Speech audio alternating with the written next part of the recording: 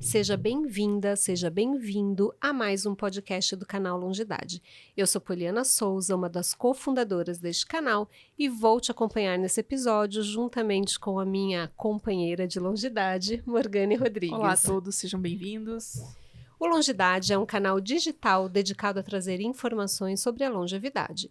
Aqui trazemos novidades e assuntos de interesse para serem debatidos com especialistas na área. E no episódio de hoje, nós vamos falar sobre mudanças no processo de envelhecimento. E para se manter por dentro das novidades para o público 60+, não se esqueça de se inscrever no nosso canal em todas as mídias e também de nos seguir nas redes sociais e compartilhar com mais pessoas que se interessam por esse assunto. O nosso convidado de hoje é uma pessoa muito especial para mim. Nosso convidado de hoje é o Marcos Vinícius Neto. O Marcos é psicanalista, especialista em psico-oncologia e cuidados paliativos pelo Instituto Palium, mestre em psicanálise, em pesquisa clínica pelo UERJ, doutor em psicologia clínica pelo Instituto de Psicologia da USP, editor-chefe da revista da Sociedade Brasileira de Psicologia Hospitalar e, para mim, o melhor psicólogo que existe nesse mundo. Eu sou apaixonada pelo trabalho do Marcos. Bem-vindo, Marcos. Obrigado. Compartilha. Obrigado, Poli. Obrigado, Morgane. Eu vou te dizer que você é muito coruja, viu? Mas tudo bem. Eu sou mesmo.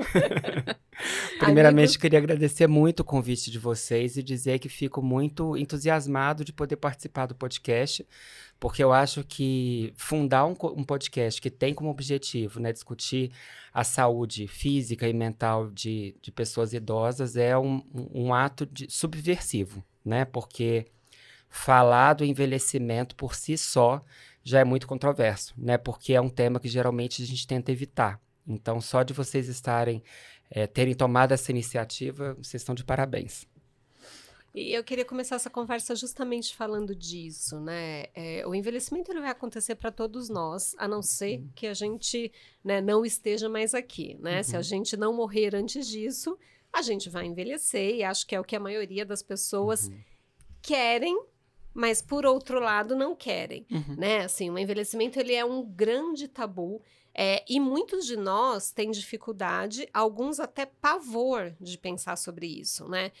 Sobre como se dá esse processo, as mudanças que podem acontecer, né? Às vezes as pessoas perguntam, né, pra gente, nossa, como é que você se imagina daqui a 10 anos? E a gente pensa, meu Deus, eu não faço ideia, eu não quero nem pensar, né, no que pode me acontecer daqui a 10 anos, enfim. E a gente vem muito contaminado pela ideia do envelhecimento daqueles que nos sucederam, né? Mas o envelhecimento hoje, do século XXI, ele é um envelhecimento muito diferente do envelhecimento que a gente viu lá atrás dos nossos avós, né? Para além de um envelhecimento biológico, o envelhecimento também é um evento social, né? Psíquico. Então, eu queria que a gente pudesse conversar um pouquinho sobre isso. O que você enxerga, assim, das principais mudanças trazidas pelo envelhecimento? Porque não são só mudanças físicas, né? Eu acho que, assim, a primeira coisa que eu sempre gosto de marcar quando eu vou falar um pouquinho a respeito de envelhecimento é o fato de que, às vezes, as pessoas confundem envelhecimento com velhice, né? Porque envelhecimento é um processo natural que acontece desde o momento que a gente nasce, né? Todos nós estamos envelhecendo, né?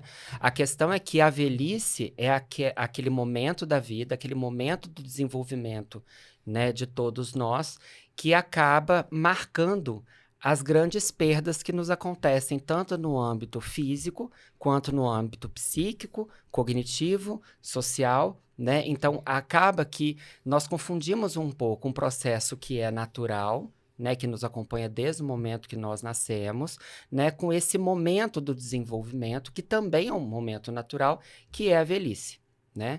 Só que a gente não pode esquecer que todos nós, desde o momento que nós nascemos, nós estamos envelhecendo, né?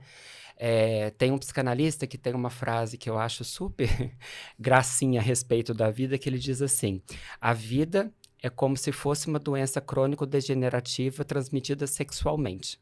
Né? Ou seja, pra gente nascer, alguém transou, nascemos, e a partir do momento que nascemos, estamos envelhecendo, né? Estamos morrendo, né? Porque as nossas células, elas vão entrando em degeneração celular e a gente vai morrendo ao mesmo tempo que a gente vai envelhecendo. Bom, agora com relação à velhice, sim, a velhice ela traz algumas mudanças muito importantes para a vida do sujeito e que dependendo da maneira como esse sujeito lida com as mudanças, né? E claro, dependendo da maneira que o ambiente onde ele vive também oferece suporte para ele lidar com essas mudanças, isso vai dizer do quanto que esse sujeito vai ter um envelhecimento saudável ou não, né?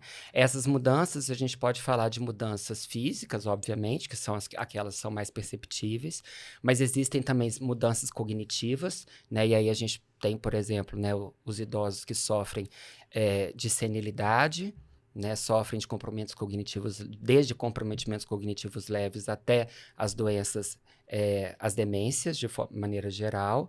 Temos mudanças psíquicas, né, que eu acho que a gente vai falar um pouquinho delas depois. Temos mudanças sociais também, né? Me lembro de atendendo uma paciente, e aí, atendendo essa paciente no hospital, trabalhei muito tempo, né, na assistência de hospitais, e quando eu chego para conhecê-la, era uma paciente oncológica, e ela começa a me dizer da doença, né? Quando ela foi diagnosticada, como é que estava sendo o tratamento, como é que estava sendo difícil o tratamento. E aí teve uma hora que eu digo para ela, pois é, mas eu queria que você me falasse de você, né? E aí ela diz assim, então eu tenho tantos anos, era uma paciente já idosa, e aí ela diz assim, eu sou médica, quer dizer, era. Percebe que nessa correção do tempo verbal já diz de uma perda, né? E o trabalho começa aí, então vamos falar disso, né? Ou seja, o envelhecimento ele traz perdas em todos esses âmbitos, né? E quando a gente fala de perda, estamos falando de luto, né? Por isso que o trabalho psíquico com o idoso é um trabalho que envolve muito o trabalho de luto, né? Porque o idoso é aquele que enfrenta perdas em todos os âmbitos da sua vida, né? Que vai desde o âmbito físico, cognitivo, psíquico e social, né? Então, Perde é mais ou menos isso. pessoas, posições, né? Eu tenho alguns pacientes que falam, né? Nossa, eu já não tenho mais os amigos que eu tinha antes, né? Assim, a depender do quão longevo é esse paciente, né? E hoje em dia as pessoas envelhecendo melhor, e às vezes eu tenho pacientes com mais de 90 anos, cognição completamente preservada, e de fato eles trazem muito esse relato de perdas diversas, né? Mas a gente fala um pouquinho disso, né, mais para frente. Do que depende um envelhecimento psíquico saudável? Assim, o que me favoreceria um envelhecimento psíquico saudável? Acho que assim, a primeira coisa que a gente tem que sempre lembrar é que ninguém envelhece da mesma forma, né? Exato. Acho que o envelhecimento é a etapa da vida onde deixa isso mais claro, né? Porque se a gente pega duas crianças de 5 anos, muito provavelmente a gente não vai ver muita diferença entre elas. Da mesma forma que se a gente pegar dois adultos de 40 anos, a gente também não vai ver tanta diferença entre essas duas pessoas. Mas se você pega um idoso de 65, dois idosos de 65 anos, muito provavelmente você vai, inclusive, duvidar que os dois têm a mesma idade, né? Porque a maneira como você envelhece depende da maneira como você viveu, né? Então você tem, por exemplo, a Madonna com 65 anos que está fazendo um show para 3 milhões de pessoas na praia de Copacabana, né? Ao mesmo tempo que provavelmente você tem uma outra mulher de 65 anos que não tem nem metade da funcionalidade que ela tem, né? Então, o envelhecimento deixa isso muito claro, coloca muito isso em cena. Então, o envelhecimento mais saudável, né, eu prefiro dizer de mais saudável do que normal, porque normal é uma palavra que é da psicologia, a gente tenta evitar de usar, né?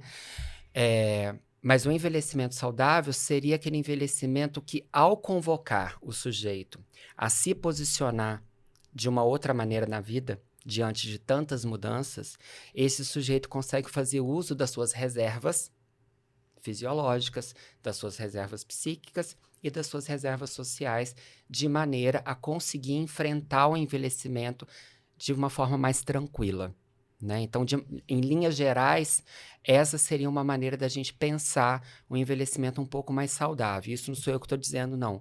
É uma autora que eu gosto muito, que estuda muito o envelhecimento, que é uma psicanalista que chama Ângela Mucida. E ela tem um livro super legal, fica até de dica aí para o pessoal, que se chama O Sujeito Não Envelhece, né? Então, essa é uma maneira que ela traz no livro dela de como pensar um envelhecimento mais saudável.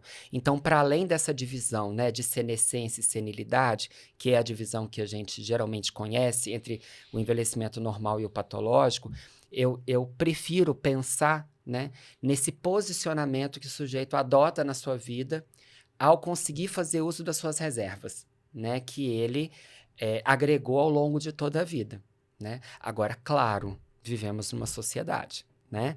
E o sujeito não vai conseguir fazer isso sozinho se ele não tiver o amparo do Estado, né? E aí a gente está falando de políticas públicas mesmo, né?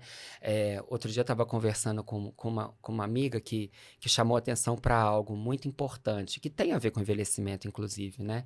Ela dizendo de uma política pública que está começando a ser pensada no Rio de Janeiro de distribuição de protetor solar.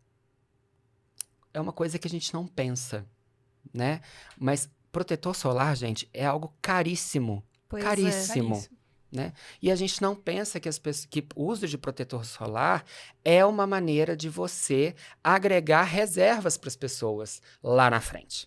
Pois Né? Isso sem falar da população em situação de rua. Né? Não estou nem falando disso aqui, que nesse caso, então, é mais urgente ainda. Né? Então, assim, tem coisas que às vezes são muito básicas, mas a gente não se atenta e que são coisas né, que são que podem ser providas pelo Estado, né, para melhorar também o envelhecimento das pessoas, né? Porque também não depende só das pessoas. Sem dúvida. Né? A gente fala muito isso quando a gente... Fazendo um paralelo, né? Quando a gente fala da importância da atividade física, né? Assim, a gente sabe que é importante, todo mundo sabe que é importante, a gente orienta todo mundo, né? Mas eu sempre fico pensando, né? Assim, a gente fala, não, 15 minutos por dia, né? Mas tem aquela pessoa que acorda, sei lá, 2, 3 horas da manhã para pegar 2 trens, mais 2 ônibus para chegar até o trabalho, chega em casa meia-noite, assim, do tipo, ela precisa dormir, ela precisa descansar, ela precisa comer, né? Então, enfim, de que outras formas que o poder público pode ajudar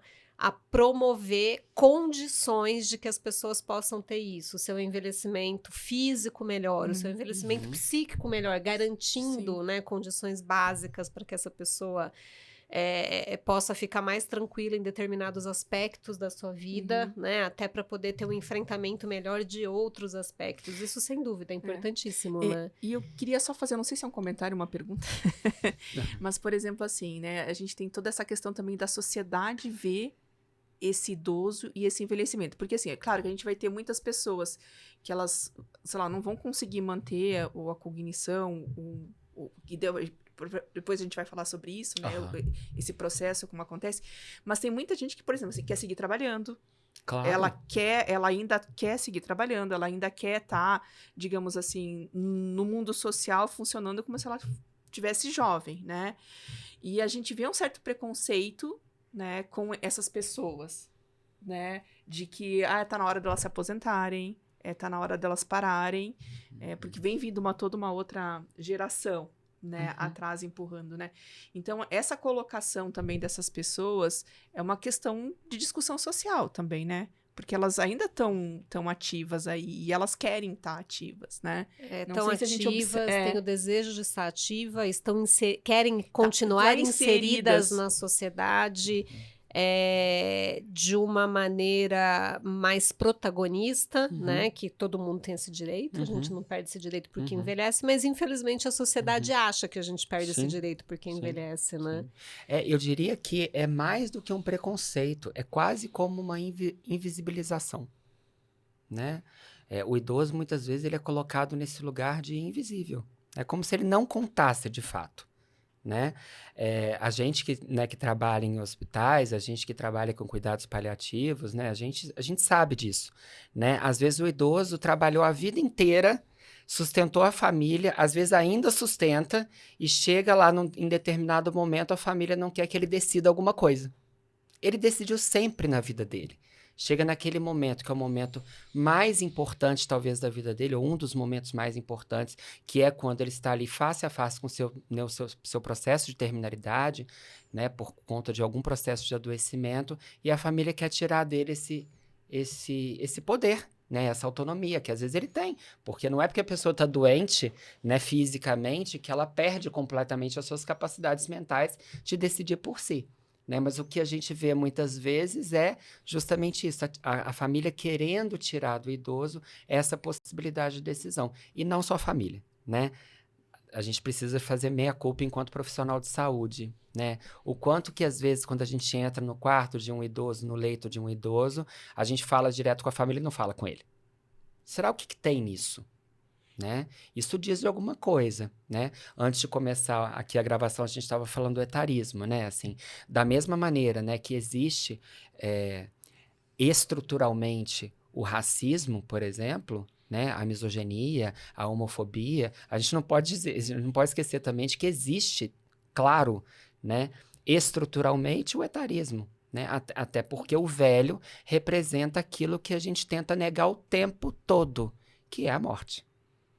Não, e como existe, né, o etarismo. Agora, Sim. recentemente, saiu uma reportagem grande a respeito do etarismo no sistema de saúde, né, nos serviços de saúde, pelos profissionais de saúde, assim como vem saindo uma série de reportagens, e eu acredito que isso impacte psiquicamente quem está envelhecendo, né? Claro. Quem já está nessa fase de vida da velhice, dos planos de saúde, eles desligando pessoas longevas, e neste caso muito longevas, pessoas acima de 90 anos, sem nenhuma explicação, né, do plano de saúde, só comunicando que a partir de uma determinada data eles não vão mais fazer a cobertura daquela pessoa, né, assim, isso diz muito disso que a gente está falando agora, Sim. né, da falta de acesso, né, de você tirar acesso das pessoas idosas de uma série de coisas, de direitos básicos, inclusive, né, de manter o seu plano de saúde. Não tem como isso não impactar, né, psiquicamente, quem está passando por este momento de vida, né? Quando a gente vê. Isso está na cultura, né? Isso está na cultura e na linguagem, né?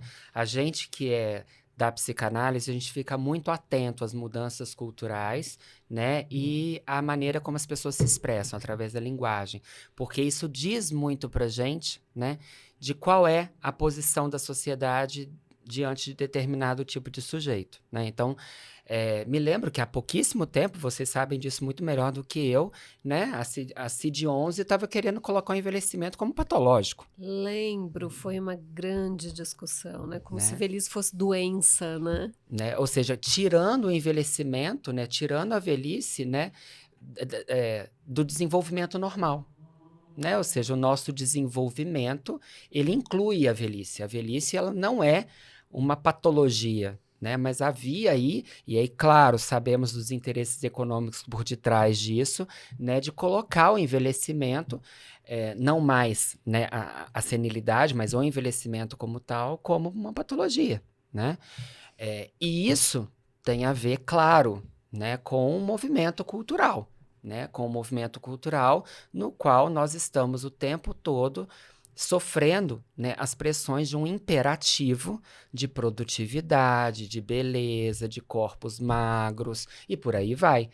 Onde que o velho entra nisso? E como que ele entra nisso, né? Pois é, se entra. Se entra. Se entra, né? Ou seja, as pessoas, elas viram ET, mas não ficam velhas, né? De tanto procedimento plástico que fazem, isso aqui não é uma crítica para quem faz o procedimento plástico, mas é importante que a gente se pergunte por quê, né? A nossa pergunta, é sempre importante fazer as perguntas. Será por que as pessoas têm feito tantos procedimentos plásticos? Já que a gente entrou nesse assunto do corpo, né, assim, não tem como negar que a passagem do tempo deixa marcas no nosso corpo em vários sentidos. Eu acho que no sentido estético, no sentido da nossa imagem, né, a gente muda, os cabelos mudam, né, o viço da nossa pele muda. Adeus colágeno. A nossa capacidade de realizar determinadas tarefas mudam. Eu tenho hoje 45 anos, né? não faço as mesmas coisas que eu fazia aos 20, eu não consigo mais. Determinadas coisas que eu fazia com uma facilidade enorme, eu não faço. E isso vai acontecendo, né? Com a passagem do tempo. Acho que para algumas pessoas mais, outras menos, a depender de como elas vivem, de se faz ou não atividade física, enfim, de uma série de coisas, né? Mas essas repercussões físicas, elas trazem repercussões psíquicas. Claro. Eu queria que você falasse um pouco disso. Sim. Só para concluir, né? Assim, a cultura, né? Como eu estava dizendo, a cultura denuncia o posicionamento que a sociedade tem com relação ao envelhecimento. E assim como a linguagem, né? Antes de entrar nessa questão da imagem do corpo, porque isso é muito importante. Outro dia fui no cinema ver um filme, enfim, e aí estava passando a propaganda de uma seguradora, né, de saúde, e aí é uma seguradora que é conhecida, né, por ser uma seguradora exclusivamente para idosos, e me chamou muito a atenção a maneira como a propaganda foi construída, né? A propaganda foi construída da seguinte maneira: colocou vários idosos fazendo coisas que eu não faço, né? Então, assim, andando de skate, pulando de paraquedas, enfim, né? Dizendo ali o quanto que, né, essa fase da vida não é uma fase para ser pensada que essas pessoas não podem fazer certas coisas. Até aí tudo bem, né? Só que chega no final da propaganda, né? O slogan da propaganda né, o nome da operadora dizendo: a operadora de saúde para adultos mais. Não pode falar velho. Percebem? Ou seja, está na linguagem, né? Ou seja, a linguagem denuncia o posicionamento que uma sociedade tem diante de certos sujeitos. E isso, obviamente, vai ter repercussões, né, no corpo, né? Em como você vai se ver. E aí a gente entra, né, Polly, nessa sua pergunta. É muito importante que a gente saiba, né, que o nosso corpo, ele não é equivalente ao organismo, né? O organismo é apenas uma das dimensões do corpo. Na verdade, a gente poderia dizer que a gente nasce com um organismo e a gente constitui um corpo. Da mesma forma que a gente nasce com um cérebro, mas a gente constitui um psiquismo. E que a constituição do corpo e do psiquismo vai se dar numa relação. Geralmente nas nossas relações mais primordiais, né, com os nossos pais, né, que são os protótipos das relações futuras e que vão, né, imprimir ali, né, quase como se fossem as marcas fundamentais que de alguma forma vão nos determinar, né, e vão direcionar a nossa vida. Bom, dito isso, ou seja, que o organismo não é igual ao corpo, né, que o organismo é só uma dimensão do corpo, é muito importante que a gente esteja atento a uma outra dimensão do corpo, que é a dimensão de imagem. Ou seja, a dimensão de representação. Representação mental. Então, quando você se pensa, você tem uma imagem, né? E como a Polly falou muito bem, ou seja, mudanças físicas vão ecoar nessa imagem, né? Então, quando a gente fala do corpo enquanto imagem, nós estamos falando de uma dimensão do corpo que também pode ser geradora de sofrimento, né? Basta a gente pensar, saindo um pouco do plano, né, do envelhecimento, mas basta, porque eu acho que fica mais claro isso, basta a gente pensar, por exemplo, nos pacientes anoréxicos, né? Ou seja, qual que é o diagnóstico diferencial de acordo com a psiquiatria entre, por exemplo, a anorexia e a bulimia, né? A disfunção da imagem corporal. Ou seja, se você levar um paciente anoréxico para a rua, ele sabe te dizer quem é gordo, quem não é. Quem é magro, quem não é. A questão desse paciente é quando ele se pensa. É como ele se enxerga. Ou seja, esse paciente neurologicamente ele está preservado. Não é uma questão neurológica, é uma questão psíquica, né? Ou seja, a maneira como ele se vê, a maneira como ele se representa mentalmente não é de acordo com aquilo que as pessoas o veem. Não está em acordo. Ele se vê de uma outra forma. Por isso que às vezes é muito difícil para o paciente anoréxico procurar ajuda, porque ele não se vê doente. Porque quando ele olha no espelho, ele de fato se vê gordo. E por isso que ele acha que ele não precisa de ajuda, né?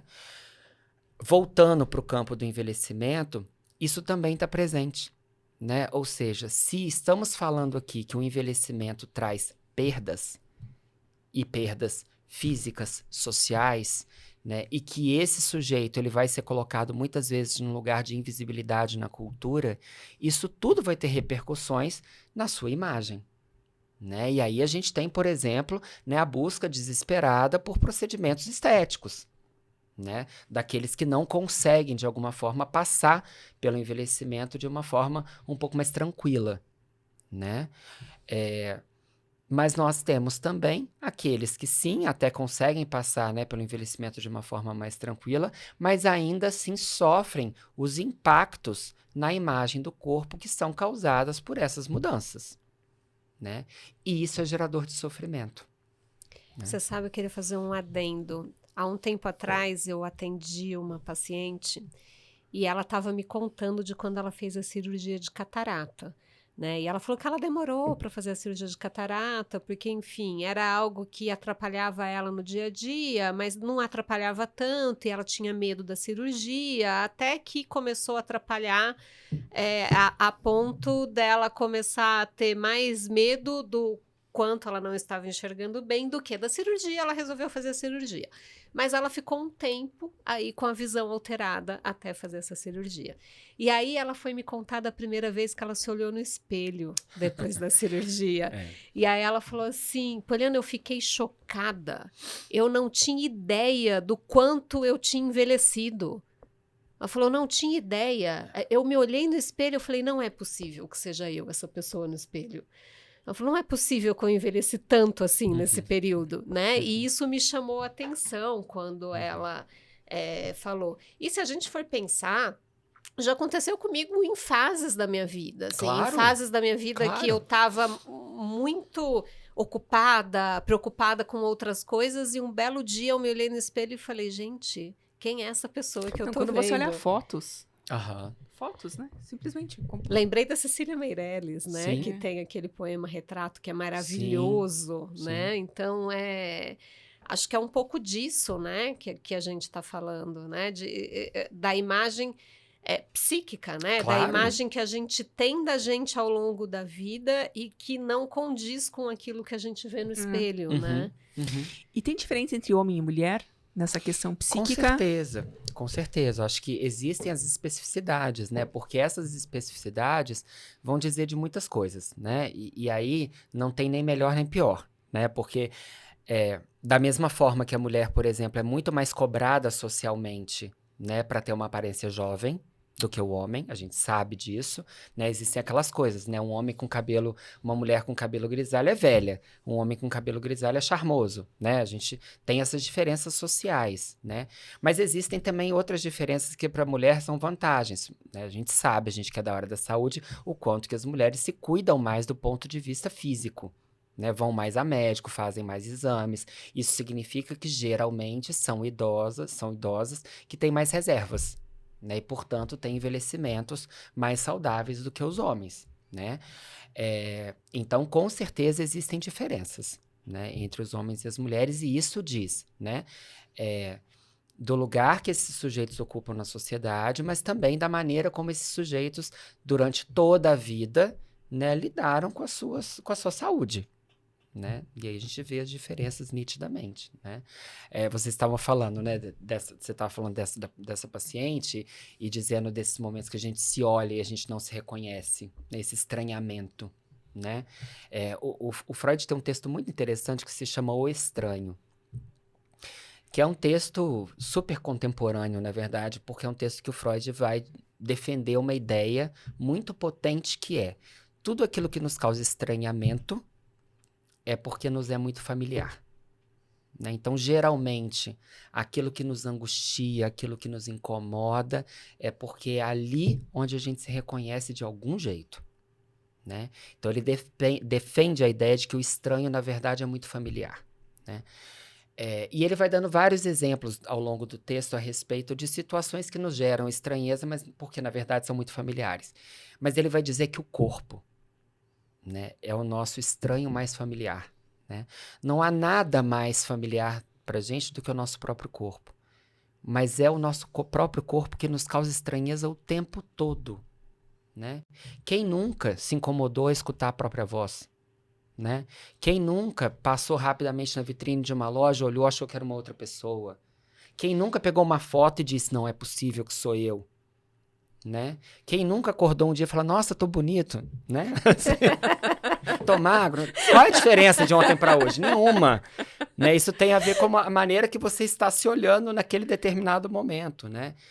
Como é que foi a primeira vez que nós fomos chamados de senhores ou senhoras? Vocês se lembram disso? Eu me lembro. Eu lembro que eu olhei para trás. Eu falei, não é possível que tá falando comigo, né? Ou seja, a maneira como o outro nos chama, né?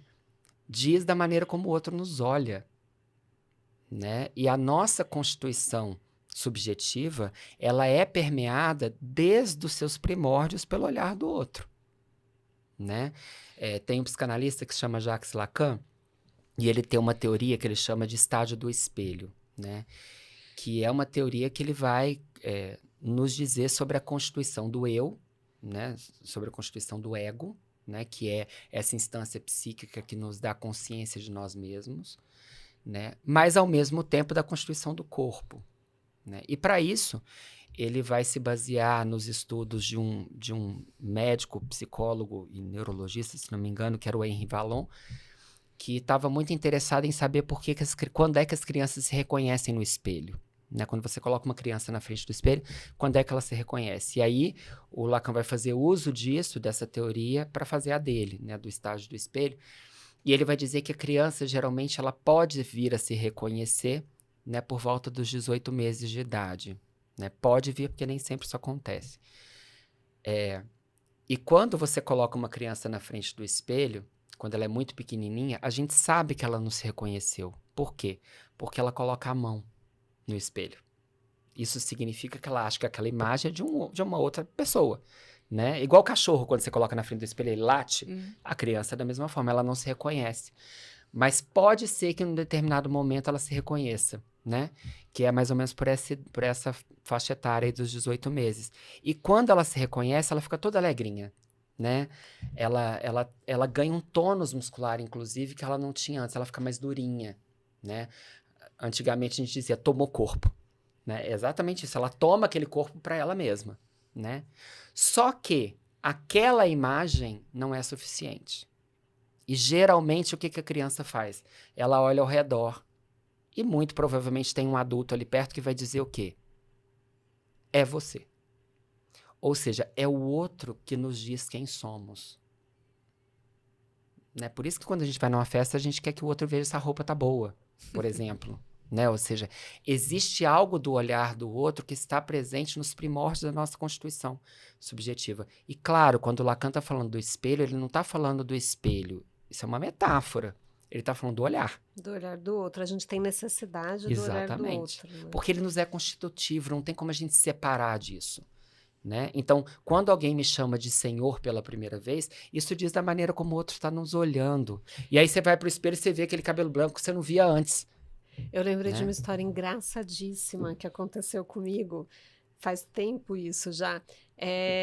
Eu vou fazer um adendo aqui, né? Assim, quando eu fiz medicina, eu fiz na Faculdade de Medicina de Marília, e eu fui da primeira turma da mudança curricular, né? Quando eles passaram a ter um método de ensino que é o PBL, né? Que era um método de ensino que não tinha em outras faculdades no Brasil, hoje está difundido em vários lugares. Muito tempo depois, eu fui chamada para dar uma aula num congresso de alunos em Uberlândia, né? Um congresso estudantil de uma faculdade de medicina lá em Uberlândia. E aí, eles estavam com esse método de ensino lá, o PBL. E aí, a aluna que me convidou e que me recebeu, assim, né, super gentil o tempo todo comigo. E aí, ela foi me falar, né, porque aqui a gente tem esse método de ensino. E aí, eu comentei. Aí, eu falei assim, eu conheço esse método de ensino. Eu fui da primeira turma, né, da faculdade, deste método de ensino na minha faculdade. Aí ela olhou para mim e falou, nossa, já existe isso há tanto tempo. E aí foi quando você notou que você envelheceu? Aí eu fiquei pensando, como será que ela tá me vendo? Exatamente. Isso. Gente, como é que Pra mim foi ontem que isso aconteceu. foi ontem ontem. que isso aconteceu. Nossa, já tem esse método há tanto tempo, assim, do tipo, eu não sabia que isso já existia há tanto tempo. Eu falei, gente, eu tô velha. Eu não tinha me dado conta que tinha passado tanto tempo. Outro dia eu tava conversando com um amigo meu que fez agora, acho que 49 anos. E ele falando assim, Marcos, as pessoas não estão mais falando aquela frase que a gente sempre espera que elas falem, que é, não parece. Né? Quando você fala a sua idade e a pessoa vira pra você e fala assim, nossa, não parece. Agora eu falo, as pessoas perguntam, quantos anos você tem? Eu tenho 49. Eu falo, legal. Ele fala, acho que diz alguma coisa. Mas agora a gente, enfim, né, tá falando de todas essas coisas, e aqui no Longidade a gente tenta trazer uma visão do lado positivo Claro. e dos ganhos, né, Claro. relacionados ao envelhecimento, e a gente quer auxiliar, contribuir para que a sociedade enxergue o envelhecimento com mais naturalidade, uma vez que é uma fase da vida que todos nós vamos viver, mas não tem como negar que ainda gera muita angústia nas Claro. pessoas, né? E aí, eu queria saber se para algumas pessoas isso pode ser um acontecimento, um fato traumático, algo que gere um trauma, né? Um acontecimento traumático na vida de algumas pessoas. Com certeza, com certeza. A gente precisa de partir do pressuposto de que o envelhecimento, o envelhecimento não, a velhice, né? A velhice, ela é um acontecimento difícil para todo mundo. Para uns mais, para outros menos, mas é um acontecimento difícil por conta de todas essas mudanças e perdas que a gente já falou aqui. A questão é, se é um acontecimento difícil, ele vai gerar sofrimento, né? E aí, esse acontecimento difícil, que é a velhice, ela vai se tornar traumática dependendo da maneira como esse sofrimento gerado por ela vai ser tratado. E aí entra a nossa parte enquanto profissional de saúde, por exemplo, mas eu acho que a mensagem aqui é para que todo mundo esteja escutando isso, né? Independente de ser profissional de saúde ou não. Do ponto de vista psíquico, o trauma é diferente do ponto de vista físico, né? Por quê? Do ponto de vista físico, né, vocês são médicos, vocês sabem disso muito melhor que eu. O trauma ele é imediato, né? Então, bateu, traumatizou. Né? Traumatismo craniano. Sofreu um acidente, bateu a cabeça, traumatismo craniano. Do ponto de vista psíquico, o trauma ele não é imediato. O trauma ele vai se dar dependendo da maneira que o sofrimento oriundo de uma situação difícil na vida de alguém foi tratado. Isso parece algo simples, mas não é, porque o que eu estou dizendo com isso aqui? Eu estou dizendo que não existe, então, um acontecimento traumático em si. Ah, Marcos, mas nem um estupro, por exemplo? Não. Não há dúvidas que um estupro é um acontecimento difícil e triste na vida de qualquer pessoa. Mas ele pode se tornar traumático. Né? Tem uma série super interessante, fica a dica aí para quem quiser assistir, que se chama Inacreditável. Que é uma série que começa com uma menina ligando para a mãe, ela morava sozinha, ela liga para a mãe dizendo que a casa dela tinha sido invadida e ela tinha sido estuprada. A mãe chega lá, chama a polícia, ela conta para a polícia o que aconteceu. A polícia chama os investigadores, ela conta para os investigadores o que aconteceu. Os investigadores levam ela para fazer exame de corpo de delito, ela conta para médico o que aconteceu. Ela vai então para a delegacia para dar o depoimento. E lá na delegacia, você viu? É muito legal, né? E lá na delegacia era protocolo, sei lá, né, de que tivesse uma outra pessoa junto na hora do depoimento. E quando ela vai contar pela 10ª vez o que tinha acontecido com ela, né, que por si só já é algo muito violento, né, ela começa a acrescentar elementos na história, tirar elementos da história, e isso faz com que ela perceba que os investigadores estão duvidando dela. E eu digo que essa série é uma aula de trauma do ponto de vista psíquico, porque ela percebe isso no olhar do investigador. E aí é impressionante, quando ela percebe isso, né? E obviamente que não são só os indicadores que começam a duvidar dela, mas o círculo de amigos, os pais, enfim. O que começa a acontecer? Ela tá passando pela rua, ela escuta um barulho e isso remete à cena. Ela sente um cheiro, isso remete à cena. Ou seja, aquele acontecimento começa a retornar e a retornar. E aí a pergunta é, onde se deu o trauma? No ato do estupro ou na delegacia? Na delegacia. Por quê? Porque na delegacia não houve o tratamento adequado para aquele sofrimento, que é qual? Reconhecimento e acolhimento. Né? Ali o que houve foi um silenciamento. Né? Então, dito isso, como é que a gente pode auxiliar, né, que o envelhecimento ou a velhice não seja um acontecimento traumático? Nós precisamos de dar condições para essas pessoas, e isso diz inclusive de condições sociais, para que essas pessoas se sintam reconhecidas e acolhidas. É isso que eu ia falar do papel da sociedade, né? Isso. Que a gente vai lá para o começo da nossa conversa, quando a Morgane falou do mercado de trabalho, Exato. né? Assim, do tipo, não precisamos mais de você, Sim. né? Assim, você já não nos responde mais aquilo que aquilo que você já contribuiu, você já não contribui mais, né? Então, Embora assim, ele ainda esteja contribuindo de forma competente, né? de forma competente, exatamente. Aí a gente começa a ter essa falta de reconhecimento e de acolhimento da própria sociedade com o envelhecimento, né? Então, isso, né? Quando a gente Quando eu tá... sou excluída do plano de saúde Exatamente. porque eu tenho 90 anos, Por né? exemplo, você imagina o que é isso? Ou seja, no momento da sua vida que você mais precisa de auxílio, você não tem. É te negado isso, é te recusado isso, né? Então, quando um idoso está dizendo das suas perdas, é importante escutar e reconhecer. É isso que vai possibilitar com que a velhice não se torne um acontecimento traumático, mas se torne uma experiência subjetiva. Né? Por quê? Porque você dá a chance para o idoso de relatar a sua história. Você dá a chance para o idoso de incluir na sua história essas perdas, que sim, é uma experiência extremamente difícil, né, de ser encarada, mas ela vira uma experiência. Ela não fica um acontecimento rondando, né, e de vez em quando isso invade, né, se tornando, por exemplo, traumático. Né? Então, é fundamental que a gente crie, né, condições para que os idosos tenham acesso a serviços de saúde, né, a políticas públicas também no âmbito social, de maneira que eles possam se sentir parte, reconhecidos, acolhidos. É isso que vai fazer com que, né, a velhice ela não se torne o que a gente vê que está se tornando, né, um acontecimento traumático, né?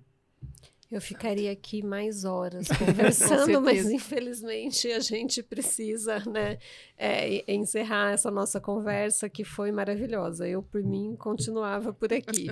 Mas eu queria ver se você tem alguma mensagem final para deixar e se o nosso público quiser te encontrar, onde eles te encontram, enfim.